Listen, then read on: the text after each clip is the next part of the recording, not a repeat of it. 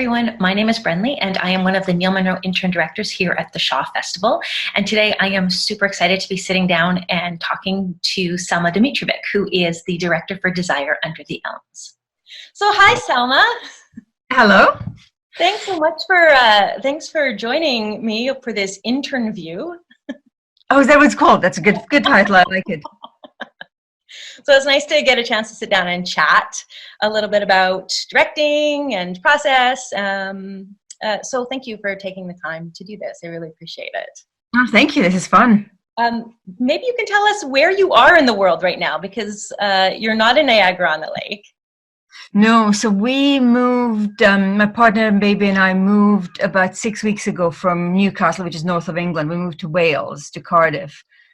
Literally 2 weeks before I was supposed to fly to Niagara-on-the-Lake.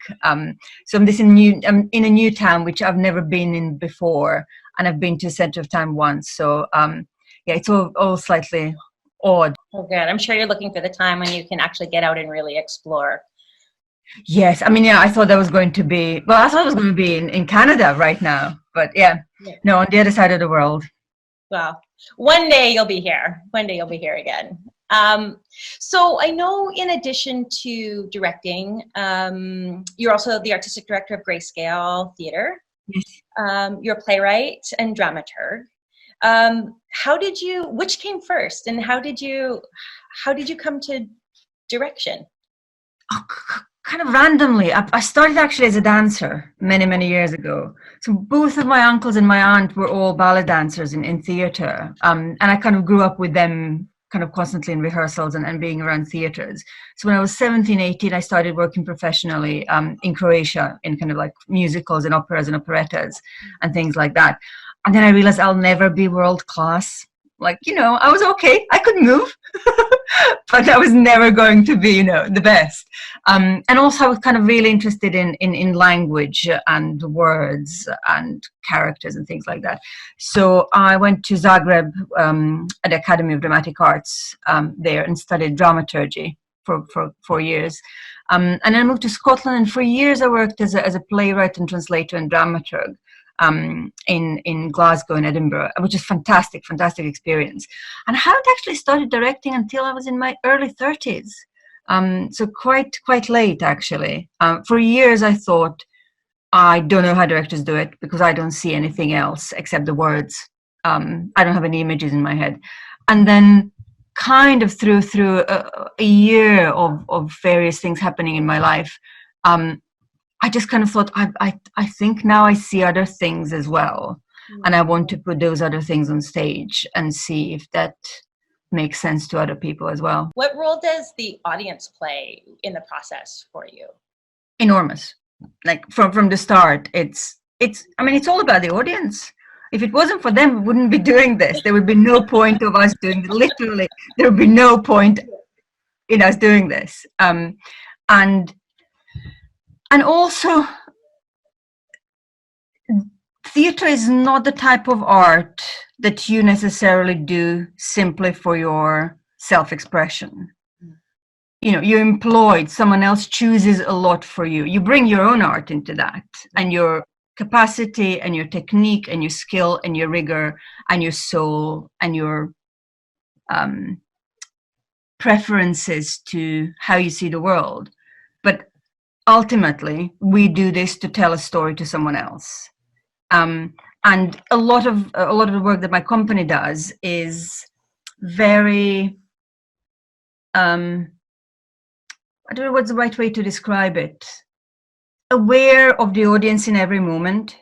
We never pretend when on stage that there's not a few hundred people looking at us. Great. I don't feel comfortable making work where actor comes on stage and doesn't see 300 people looking at them. So they're a part of, would you say they're a part of the world in some way? They are there. Yeah. It's like, and that's always, I love this conversation to have with actors. When, actors go, are they part of the world? I go, they will literally be there. When we're in rehearsals, they're not there. Then your audience is 4 people who are sitting, you and me and designers and stage managers. And pretending that they're not there, I find that to be a lie. and having a lie in the middle of my art feels wrong for me. It doesn't mean that audience engage and interact with the show in a literal sense, as in, you know, coming up and doing a song. But I always want to have a possibility for an actor to be in conversation with someone else on stage and to turn around and look audience in the eyes and then go back. And I think there's no conflict of thought there, that the interesting and exciting actors can be themselves and character at the same time. And I think it's much more exciting. Well, it's an interesting conversation to have. And some actors love it and cherish it, and some actors rather wouldn't do that. Some audiences rather wouldn't do that, which I always find interesting. Yeah. It makes the event more dangerous. It makes the event more bespoke to the people who are there on the night, rather than you and I as directors deciding this is how it's going to look like. Whoever shows up, whether it's 400 teenagers or 400 pensioners or 10 people from the technical department, it's always going to look exactly the same. That then feels mothballed. Right. Then there's no danger in it. Yeah. And then we are not communicating to the people who are there. We are kind of doing the thing for ourselves that we know. We're just showing it to someone else. When, depending on who's there, when that changes what you do and how you do it, I feel the satisfaction that audiences get from that there's a recognition that this show would be very different if you, Brenley, weren't sitting there tonight, for me feels much more exciting and much more interesting. Yeah.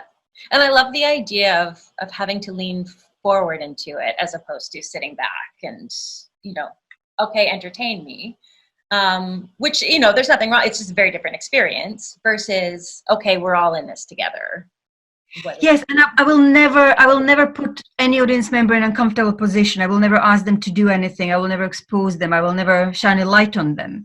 But I want them to, when the actor turns and looks at them, I want them to be able to know that they can see them, that actors on stage can see you. Have you worked on an O'Neill play before? No, never. Never. Is there something in particular that attracted you to this piece? Well, again, it's a really interesting question in this particular context, because in most of my other work, I would choose a piece. On this occasion, you get, you know, sent an email and going, is this of interest? And of course it is, because it's a brilliant play. And what I find extraordinary about the play, and what kind of chimes with the kind of characters and kind of stories that I like, is that all the characters, and I don't know if you find that in what we've done so far, but all the characters feel incredibly shaped by their circumstances and their surroundings. And I was thinking the other day, you know, when you kind of walk down through the woods and you see those trees that are kind of almost horizontal because of the wind. Yeah. And you know they're trees because they are trees, you can see that, but they're not shaped like trees. They don't go up. They kind of almost look like they're parallel to the ground, like they're just about to fall off. And you know that's hundreds of years of wind. O'Neill's characters, at least in this play, feel like that. You can tell they're people, but you can also tell that they've been whipped by the wind for hundreds of years. Yeah. And that made them into people they are. And what I love about it is that they're all genuinely trying to do their best for the right reasons, and still not fully succeeding. And that's where the tragedy comes. Yeah. No one's trying to overreach. No one's trying to take what's not theirs. People are just trying to be the trees that they know they can be, but the wind is fighting them and keeping them down. And that fight, that tension is where I think space appears for extraordinary actions and gestures from those characters. And I always, you know, it's always so exciting to work with characters like that, where you can talk to the actor and you go, let's start from the idea that this person genuinely is trying to do the best they can and see if they will succeed or not. Yeah. What would it mean to get in the room with everybody tomorrow? You know what? I can't even, I have no idea. Yeah. I think we would spend at least first half being slightly hysterical, and kind of not knowing what to do. Yeah. You can't just go into a room and keep working. There's so much emotion. There's so much, Julia beautifully said the other day that she feels during this process if she is dating someone and trying not to fall in love with them. Yeah. And so we're all protected ourselves, because there is a possibility that this will never happen. That I feel like we would have to get over a shock of it first. Yeah. And then you start falling in love. I know, and then you can go, okay. Yeah, absolutely. We can start falling in love. That's a really good way of putting it. This has been wonderful, and again, thank you for taking the time to. It's so lovely to talk to you.